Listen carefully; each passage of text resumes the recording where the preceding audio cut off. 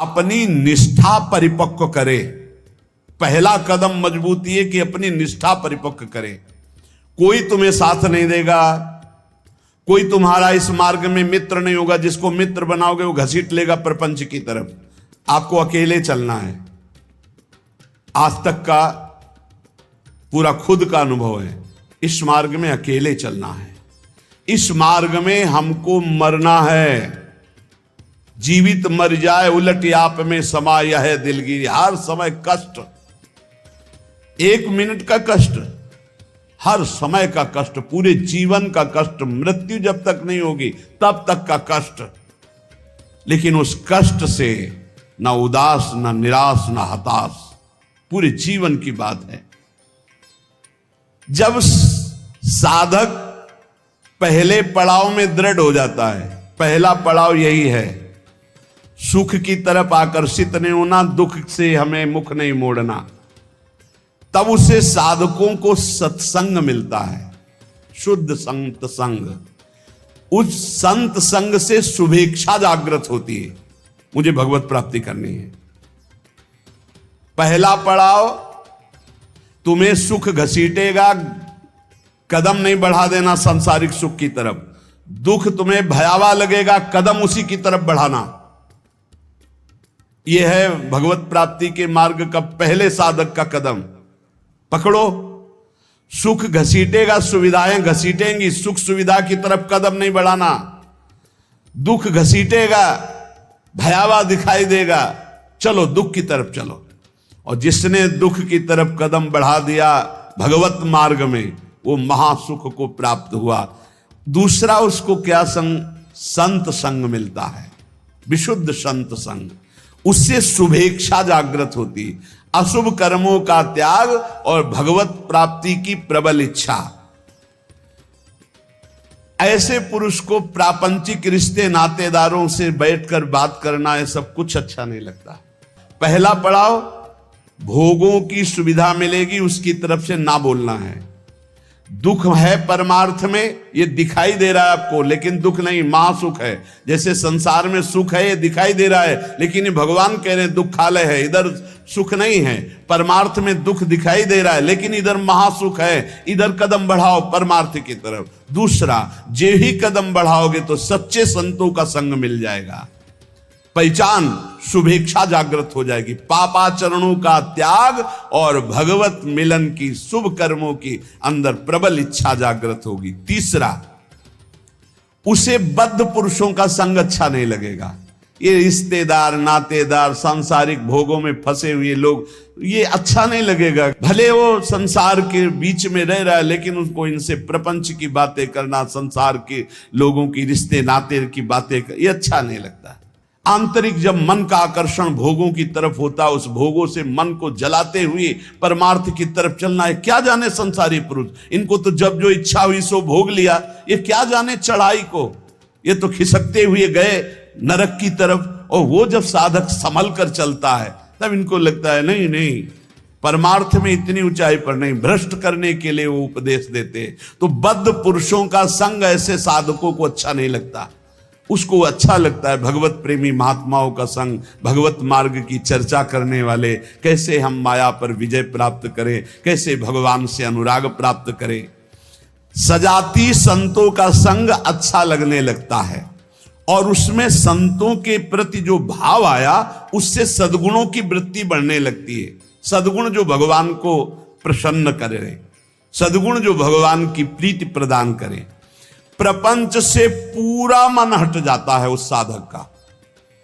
चौथी स्थिति आई, प्रपंच से पूरा मन हट जाता, बिल्कुल अच्छा नहीं लगता। जैसे स्वप्न झूठा, ऐसे संसार झूठा दिखाई देने लगता है। उमा कहूं मैं अनुभव अपना, सत हरि भजन जगत सब सपना। तब उसका हृदय, बहुत ध्यान देने योग्य, भगवान अपनी तरफ घसीटने लगते हैं। इतनी स्थिति के बाद ये संयोग वही बनाते हैं। श्री तुकाराम जी कहते हैं, फिर चित्त ऐसा घसीटते हैं, देव वसे ज्याचे चित्तिम त्याची घड़ावी संगति। ऐसा चित्त घसीटा कि अब तड़पड़ाहट प्रकट हो गई, व्याकुलता प्रकट हो गई भगवत मिलन की चाह की। फिर भगवान सिद्ध सदगुरुदेव की समर्पण वृत्ति करवाते हैं। इसके बाद, इतने के बाद सिद्ध सदगुरुदेव की समर्पण वृत्ति कराते हैं।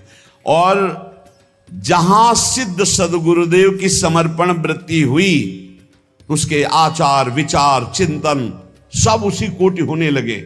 महापुरुषों का प्रभाव होता है कि बहुत कम समय में, जो हजारों वर्ष की साधना से नहीं होता, कम समय में परिवर्तन प्रारंभ होना शुरू हो जाता है।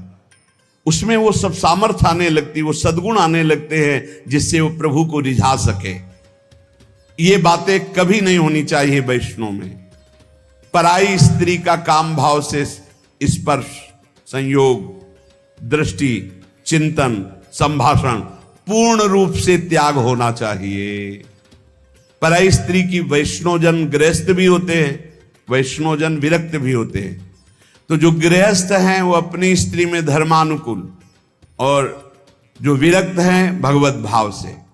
पहला वर्ज, पर स्त्री के प्रति दोष दर्शन, पर स्त्री के प्रति भोग वृत्ति की भावना बिल्कुल त्याग दे, नहीं भगवत मार्ग में आगे नहीं बढ़ पाएगा। दूसरा, छल कपट आदि करके दूसरे का धन अपहरण करने की बात रखना कभी नहीं होना चाहिए। दिखावा करके, दंभ करके, पाखंड करके, किसी भी तरह से दूसरे से धन ऐंठने की इच्छा रखना, फिर आप वैष्णव पद्धति में फिसल जाएंगे, आगे नहीं बढ़ पाएंगे। तीसरा, किसी की भी निंदा करना नहीं करना है। पर निंदा बिल्कुल ना सुननी है ना करनी है। अगर वैष्णव धर्म में स्थित रहना है, परम आनंद प्राप्त करना है, पहला नियम किसी भी माता बहन के प्रति काम भाव नहीं। दूसरा नियम किसी के भी धन को किसी भी तरह से ठगाई ना करे। तीसरा, पर निंदा ना सुने ना पर निंदा करे। चौथा, जो संतों ने भोजन निषेध किया वो नहीं करना चाहिए। मांस, मद्य, मछली, अंडा और जैसे प्याज लहसुन, इनको त्याज्य। प्याज लहसुन तमोगुणी है, तमोगुणी होने के कारण इसका त्याग किया गया है। वो अंदर से भजन की वृत्ति छीण करता है, तुम जान नहीं पाओगे, इसीलिए संतों ने अनुभव करके इसका त्याग किया। प्याज लहसुन निषेध है केवल तमोगुण के कारण, वो तमोगुण की वृत्ति बढ़ाता है। तमोगुण जो है निद्रा, आलस्य, प्रमादोत्थम तत्तामस मुदाहृतम, भजन में निषेध है, इसलिए निषेध किया गया है। और मद्य, मांस, मछली, अंडा ये तो बिल्कुल निषेध किया गया है। वैष्णव होकर अगर इनकी तरफ या भक्त होकर जरा भी ऐसी दृष्टि रखता है तो पाखंडी है, वो भक्त नहीं है जो ऐसे जीवों को कष्ट देकर अपना उदर पोषण करना चाहे। पांचवा, वर्ज में मन से, वाणी से, शरीर से किसी की हिंसा न करे। ये काया वाचा मानुषा अगर किसी को दुख देता है तो भगवत मार्ग में नहीं चल पाएगा। इसलिए भगवत मार्ग पुष्ट करने के लिए स्वयं कष्ट सहे, दूसरों को कष्ट न दे। आचरण, जो अपने धर्म के आचरण उन्हीं का पालन करे। जो हमारे गुरुदेव ने, हमारे आचार्य ने हमारा दिनचर्या बना दी, जो हमारा नियम बना दिया, हमको उसी के अनुसार चलना है। अपने आचार्य प्रदत्त धर्म में स्थित रहने में कभी संकोच न करें। दूसरा क्या करता है मैं नहीं देख रहा, हमारे आचार्य ने जो हमें आदेश किया हमको उसी मार्ग में चलना है। जो विधि निषेध किया गया उसका पालन करें। ये नहीं करना, ये करना है, इसे विधि और निषेध कहते हैं। विधि कहते हैं ये करना है, निषेध नहीं करना है। जो कहा गया है वैसे ही चले। प्रभु को प्रसन्न करने के लिए संतों के जो उपदेश है वो सर्ववंद्य हैं। इसलिए अपने धर्म के अनुसार जो आचार्य ने आपको उपदेश किया, गुरु ने उपदेश किया, जो ऐसे चलता है वो कर्म बंधनों पर विजय प्राप्त कर लेता है। 15वां, वैष्णव का परम स्वभाव है परोपकार करना, दूसरों को सुख पहुंचाना। सर्वम विष्णुमयम जगत, सब भगवत स्वरूप है। वैष्णव का धर्म है समस्त भूतों में भगवत भाव करके व्यवहार करना। कई बार चर्चा की कि किसी से व्यवहार करना तो पहली दृष्टि पड़ने पर उसमें राधा वल्लभ लाल देखो, मेरे प्रभु राधा वल्लभ लाल विराजमान हैं। अगर भगवत भाव नहीं किया तो पुण्य क्रिया भले हो जाए, वो भगवान की प्राप्ति कराने वाली क्रिया नहीं। इसलिए अच्युत भावना विहीन कर्म का ज्यादा महत्व नहीं, भगवत भावना युक्त किसी से भी कुछ भी। परोपकार ये बहुत बड़ा धर्म है। कोई बीमार है, कोई कष्ट में है, कोई वृद्ध शरीर है, हमें अवसर मिले तो हमें सेवा करनी चाहिए। अगर हमारे पास अर्थ है, कोई बीमार है, वो अर्थ की अव्यवस्था कारण सही औषधि नहीं उसकी हो पा रही, हमें कूद पड़ना चाहिए, हमें सहयोग करना चाहिए। धन की सार्थकता है इसी बात में कि दूसरों को हम सुख प्रदान कर सके। परोपकार सबसे बड़ा धर्म है। परहित सरिस धर्म नहीं भाई, पर पीड़ा सम नहीं अधमाई। श्री तुकाराम जी महाराज कह रहे हैं कि जब हृदय में भ्रांति उत्पन्न हो जाती है, भ्रांति क्या, भगवान में सुख है ये ना मानकर, भोगों में सुख है ये मानकर जब जीव बहने लगता है तो लुभायमान हो जाता है भोगों से, तो उसको सुख नहीं मिलता। यद्यपि जहां भोग भोग रहा है वहां भी परमात्मा है, क्योंकि परमात्मा के बिना कहीं कोई सत्ता ही नहीं। तो कह रहे हैं वो ऐसे लोग हैं जैसे जोंक या चीचड़, जैसे थन के पास ही वो चीचड़ लिपटा हुआ है, पर वो दूध नहीं पिएगा, वो खून चूसेगा। ऐसे ही जहां तुम भोग दृष्टि कर रहे हो वही परमात्मा है, उसमें ही परमात्मा है। और सही पूछो तो वही परमात्मा है, क्योंकि जड़ चैतन्य वही बना हुआ है। तुम जिसे भोग दृष्टि से देख रहे हो, चीचड़ की तरह तुम दुख भोग रहे हो, उस सुख सिंधु परमात्मा को नहीं समझ पा रहे। जैसे जोक है, लिपटेगी वो खून ही पिएगी। जैसे मेढक आदि है तो वहीं तालाब में है, पर सरोवर में खिला हुआ कमल है, उसको वो पराग को नहीं पान कर पाएंगे, पराग का पान भौरा ही करता है। ऐसे ही वैष्णव जन भौरे हैं और भगवत विमुख ये चीचड़, जोंक और मेढक के समान टर टर व्यर्थ बातें करना और दूसरों को दुख देना, सुख भोगने के लिए हिंसा आदि तक में उतर जाना। वैष्णव पराग सेवी, भगवत आनंद सेवी भौरे के समान है। सदाचरण, नाम जप और नाम निंदकों से दूर रहना। जो भगवान के नाम की निंदा करते हैं, ये जोंक हैं, ये खून पिएंगे, ये चीचड़ हैं, दूध नहीं पिएंगे, परमानंद नहीं भोगने वाले, ये नाना प्रकार के क्लेश भोगने वाले। ऐसे लोगों से दूर रहो जो भगवान की निंदा करते, भगवान के नाम की निंदा करते, भगवत मार्ग की निंदा करते, वैष्णवों की निंदा करते हैं। भगवान का नाम एक नौका है, जो भगवान का नाम जपता रहता है मानो सुदृढ़ नौका में बैठा हुआ है। बिल्कुल चिंता मत करो, आप नाम जप करो, निश्चित आपको भगवत प्राप्ति हो जाएगी। श्री तुकाराम जी कहते, भव सिंधु के पार ले जाने वाली सुदृढ़ नौका नाम है। बस बैठ गए नाम में तो अब किसी की मत सुनो, ये आपको पार कर देगी। और तो और की बात रे, गोस्वामी जी कह रहे, नाम लेत भव सिंधु सुखाही, करहु विचार सुजन मन माही। नाम लेते भव सिंधु सूख जाएगा, है ही नहीं जहां पार होना हो। खूब नाम जप। ये देखो बड़े बड़े महापुरुषों की बातें हम इसलिए खोज खोज कर आपको सुनाते हैं, आपका दृढ़ विश्वास हो जाए। नाम एक सुदृढ़ नौका है, जो खूब नाम जप करता है वो सुदृढ़ नौका में बैठा हुआ भव समुद्र पार हो रहा है। बिल्कुल किसी की बात मत सुनो। बड़े बड़े सिद्ध महापुरुषों के जीवन चरित्रों को पढ़ के देख लो, केवल भगवान नाम से ही सिद्ध हुए हैं।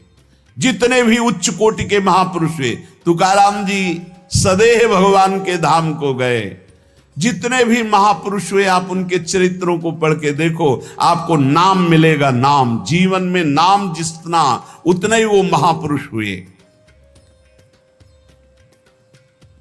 बीज पेड़ से ही प्रकट होता है, पर पेड़ बीज से ही प्रकट होता है। बताओ भाई, बीज फूटता है तब पेड़ प्रकट होता है, और पेड़ से ही बीज प्रकट होता है। तो पहले क्या हुआ? बड़ा विचित्र है। ऐसे ही नाम से नामी प्रकट होता है, और नामी से ही नाम प्रकट होता है। निर्णय करना कौन बड़ा है, को बड़ छोट कहत अपराधु। तुकाराम जी कहते हैं, पेड़ के पेट में बीज है, तभी तो फल रूप में आकर फिर बीज बनता है, और बीज के पेट में पेड़ समाया हुआ है। ऐसे ही भगवान में नाम विराजमान है, तभी परिचय होता है, और नाम में भगवान विराजमान है, तभी दर्शन होता है। नाम को पकड़ लो। निर्णय करना बड़ा मुश्किल है कि पहले पेड़ कि पहले बीज, क्योंकि बीज के बिना पेड़ नहीं, और पेड़ के बिना बीज नहीं। कैसे पर निर्णय कर पाओगे? बोले पेड़ बड़ा, तो बोले बीज के बिना पेड़ कहां से आ गया? तो बोले बीज बड़ा, तो बोले पेड़ के बिना बीज कहां से आ गया? बीज के बिना पेड़ नहीं, पेड़ के बिना बीज नहीं। तो पहले कौन हुआ? पेड़ हुआ कि बीज हुआ? निर्णय करना मुश्किल है। इसलिए सर्वलोक महेश्वर भगवान का नाम बीज है, और भगवान पेड़ है। ऊर्ध्वमूल मधा शाखा मस्वत्तम प्राहुरभ्यम, गीता जी में कह रहे, उसी पेड़ का बीज है नाम, और उसी नाम के पेट में पूरे के पूरे भगवान के ज्ञान, वैराग्य, भक्ति, रूप, लीला सब समाया हुआ है। बीज है भगवान का नाम। श्री तुकाराम जी कह रहे हैं,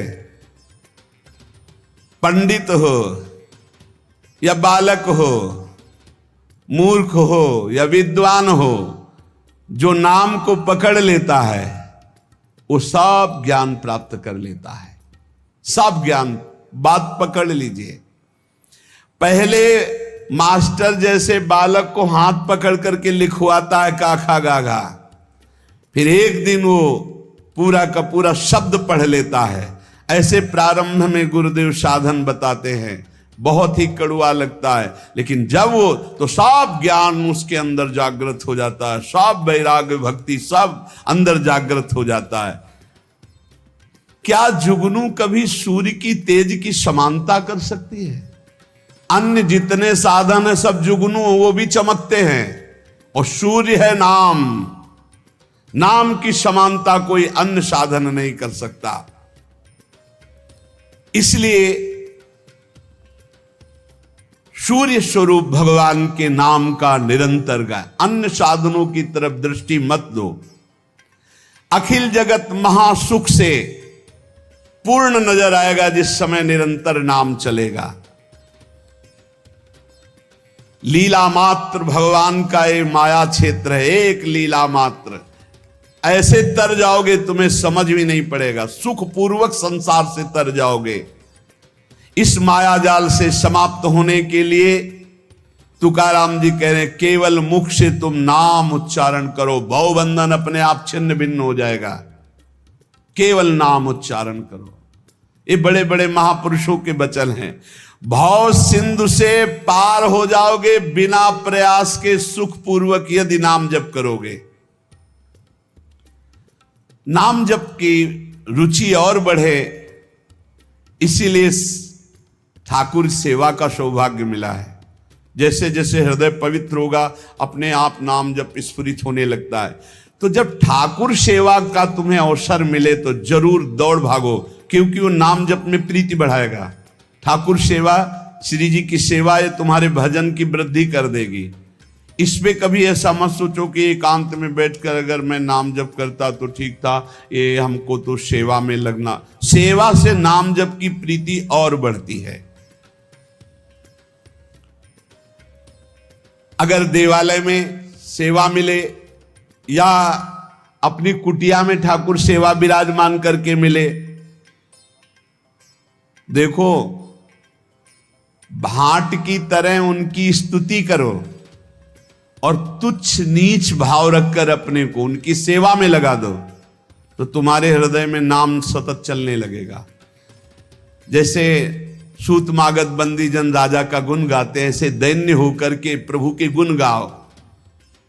देखो ना, बड़े बड़े महापुरुषों के, सूरदास जी के अश्रु चल रहे, पद गा रहे, ठाकुर जी बैठे सुन रहे। ये भगवत मार्ग है, प्रेमियों का मार्ग है। इसमें अलग दैन्य भाव होकर पद गायन कर रहे और एकदम अपने को नीच समझ करके प्रभु की सेवा में लगे। बड़ी कृपा है जो हमसे सेवा करवा रहे हैं, नहीं तो पापाचरण भी तो शरीर से हो सकते हैं।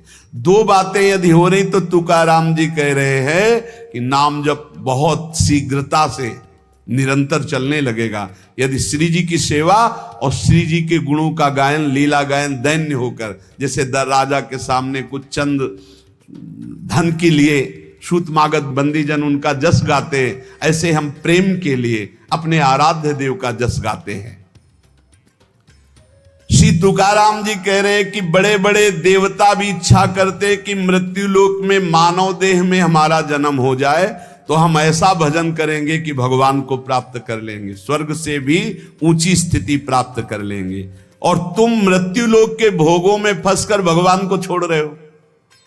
तुकाराम जी कह रहे स्वर्ग के देवता इच्छा करते कि कभी भगवान हम पर कृपा करे, हमें मृत्यु लोक में मानव देह दे दे जिससे मैं भजन करके भगवान को प्राप्त करूं, और तुम मृत्यु लोक के भोगों में भगवान के भजन को छोड़ रहे हो। स्वर्ग के देवता स्वर्ग और स्वर्ग के भोग छोड़कर मृत्यु लोक में मानव देह में आकर भजन करके भगवान को प्राप्त करना चाहते हैं। आपको सहज में अवसर मिला मानव देह, अब मृत्यु लोक के भोगों में फंस करके नाम जप मत छोड़ो। इंद्रियां ये कलह करती ही रहेंगी यदि भगवत प्राप्ति नहीं हुई थी। मुझे ये भोग भोगना है, नेत्रेंद्री कहेगी मुझे देखना है, श्रवणेंद्री कहेगी मुझे सूंघना है, जनेंद्री कहेगी मुझे भूंगना। ये सब इंद्रियां, घ्राणेंद्री सूंघने की तरफ, श्रवणेंद्री सुनने की तरफ, भोग इंद्रियां भोगने की, कितनी कलह है। ये कलह तब तक बनी रहेगी जब तक भगवत प्राप्ति नहीं होगी। कल एक प्रश्न कर रहे थे कि मैं बैंक में ऑफिसर हूं, मेरी कामना थी कि मैं एक बड़ा पदाधिकारी बनूं, तो बन गया, लेकिन मुझे शांति क्यों नहीं मिली। मैं अधिकारी हूं, मेरे पास सब भोग सामग्री जो मैंने कामना की थी सब, फिर भी मन अशांत क्यों रहता है। होगा एक ही कारण है, मन को विश्राम भगवान के चरणों से ही मिलेगा।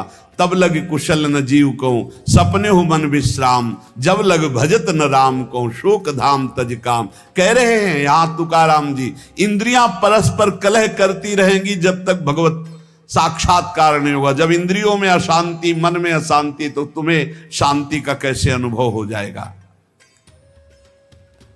देखो, बहुत ज्ञान की बात, तुम शरीर के रोम गिन सकते हो लेकिन भगवान की विभूतियों को नहीं गिन सकते। और जब तुम नाम जप करोगे तो सारी विभूतियां आप पर कृपा करेंगी, सारी विभूतियां आप पर कृपा करेंगी। मेरी जिससे प्राप्ति होती है वो शुद्ध पुण्यात्मा होता है। शुद्ध पुण्यात्मा वही है जिसके मुख में मेरा नाम होता है। तुकाराम जी कह रहे हैं, श्री भगवान कह रहे हैं, मेरी जिससे प्राप्ति होती है वो शुद्ध पुण्यात्मा होता है। शुद्ध पुण्यात्मा कौन होता है? जिसके मुख में मेरा नाम होता है, जो मेरा अनन्य गति का होता है, उसी को प्रेम प्राप्त होता है।